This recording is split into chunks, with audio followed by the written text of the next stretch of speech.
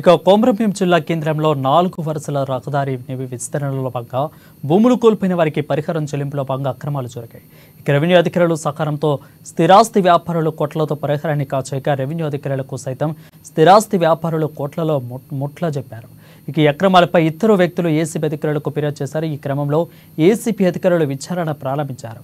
ఈ క్రమంలో గత 15 రోజుల క్రితం ACP DSP Ramanamurthy Asifabad RTO కార్యాలయంలో పరిహారానికి సంబంధించి దస్తాలతో పాటు రెవెన్యూ అధికారులు బ్యాంకు ఖాతాలను పరిశీలించారు. క్షేత్రస్థాయి తనిఖీల అనంతరం ప్రాథమికంగా అనుమాతులుగా ఉన్న 7గురిపై ఎఫ్ఐఆర్ నమోదు చేసినట్లు పూర్తి విచారణ అనంతరం ఈ సంఖ్య పెరగొచ్చు లేదా తగ్గొచ్చని సమాచారం అందుతుంది.